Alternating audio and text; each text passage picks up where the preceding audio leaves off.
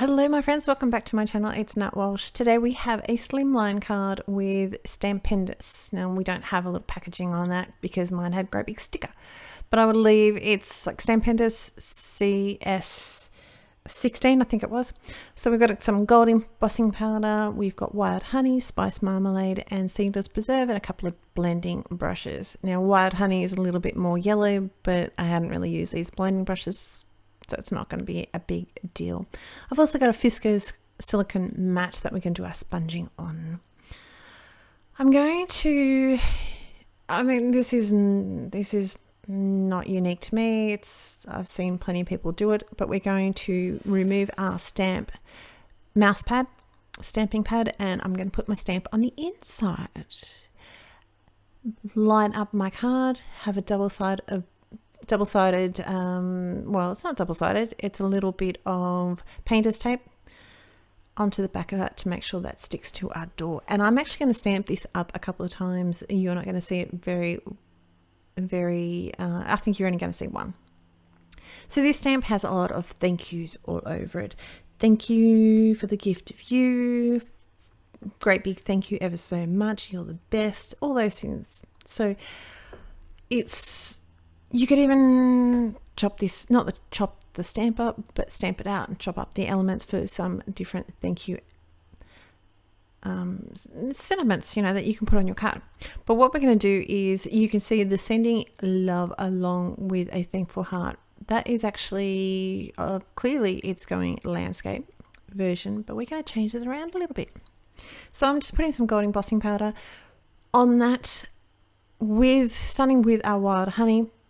With the inks that we're going to use, it's going to send the gold embossing powder sort of a vintage sort of look, which was actually really, really cool.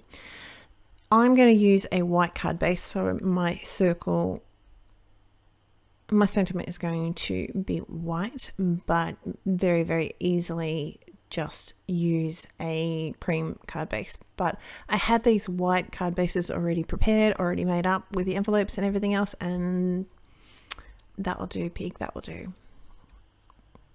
There's showing the fact that I have children. So just clean that up before we put our seedless preserve down. Now I'm just going around the edges. I'm trying to preserve some of that wild honey and the spice marmalade in the center. They're very, very similar colors in some regard. By the time you look at the card there, in real life, spice marmalade's much more orangey, but to look at the card there, they look very, very similar. Clean that up because I'm going to go back over my other colors, and I don't want my purple be going through where I don't want it. So it's a very soft sort of purple. I'm going to mute it down with the spice marmalade. Clean off my brush and brighten that up a little bit with wild honey. Buff that off, which will then bring the gold back out. But even then, it's still, in real life, it's still a very vintage gold. A little bit of texture with some water. Okay, quite a fair bit of texture with my water. And while that sits, we'll just clean up our mat and let it do its thing. And that is my panel. So pretty straightforward, pretty simple. I like my simple cards sometimes. Ignore this little piece of paper. I am going to alter that around because it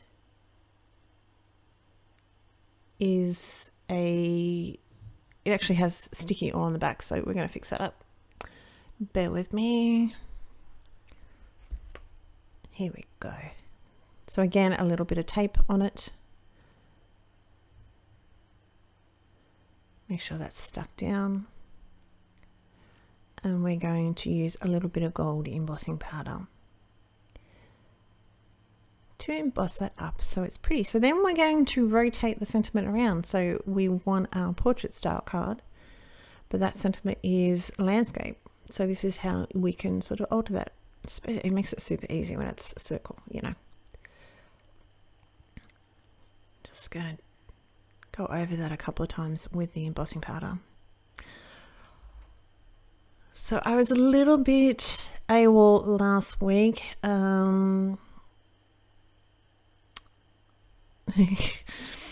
So many things happened. Okay, I'll just tell you one quick story. Well, it's not really quick, but we'll try and condense it down. So I had wasp in my new phone, forgot to silence it. I had wasps in my son's wall, would you believe? Now, he is on the spectrum, and so he told me that he told his father that he killed a wasp in his room. Okay, no big deal. Apparently it's been 5 in the last couple of weeks. So we got the man out. So try and do the short story. The guy argued with me. Now, I don't know about anyone else. I've been watching these strange things on YouTube. I think we've touched this before. Some strange bits and pieces on YouTube. One of them being a gentleman in America.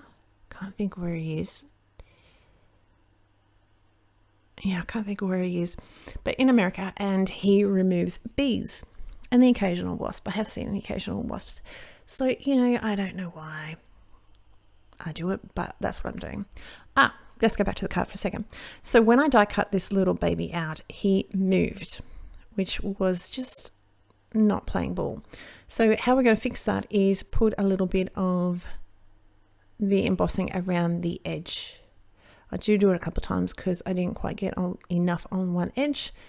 And yes, I do pretty much get my fingers quite warm because I was being lazy. I do have a little tool to fix that. But yeah, anyway. So the short version is I got the guy to come out. I spoke to one guy on the phone. Another guy came out, young kid. And he came upstairs and he's like, "They're bees." And I went, "No, they're not." He's like, yeah, they're bees. I said, "Mate," because I'm an Australian, so everything is mate. "Mate, no, they're not." He's like, yeah, they're bees. Their wasps are black. And I went, "Not European wasps." Oh, yeah. So that was problem number 1. The second problem was because I was racing out the door, the guy did not ask me if I had a 2-story house, which I do, and I didn't think to tell him. So the guy did not have a ladder. So my neighbor, awesome guy that he is, lent me his very, very tall ladder. Unfortunately, he had to come back 3 times, once to install it.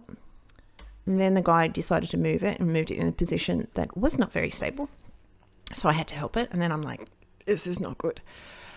So then he decided to move it to the other side of my plants because he was in between the plants and the house. And he moved it to the other side of the plants. And so he was going across them. So I'm like, I'm holding the ladder. After my neighbor moved it, he then decided to move it yet again. And there's feet on it to make it more stable.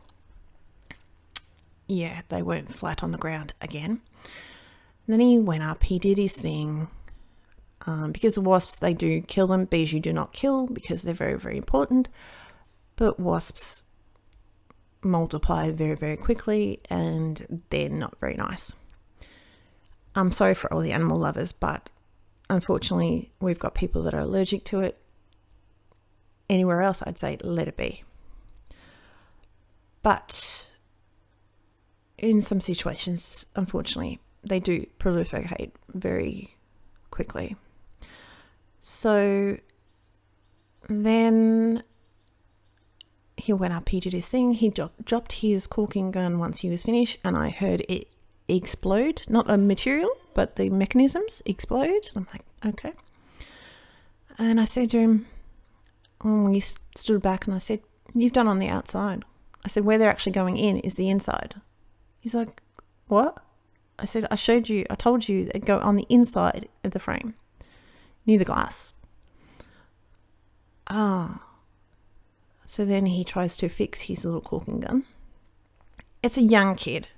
He then tries to fix his caulking gun. I have to then go back to my neighbour to go, "Can you please help him fix his caulking gun?" And then we were finally able to get rid of the wasps. And again, I'm sorry for all these animal loving people. Normally I would just leave them be, but unfortunately this is a situation where we couldn't quite do that. So the wasps are slowly dissipating. We don't have too many wasps, but it was a comedy of error. And then a couple other things that I can't really talk about happened in the afternoon, and I'm like, what is going on today? Anyway, that is my card for today. A little bit of sequence, a couple little flowers from my stash. I do hope you like it. I do hope you enjoy. Take care. Have a wonderful day. Bye.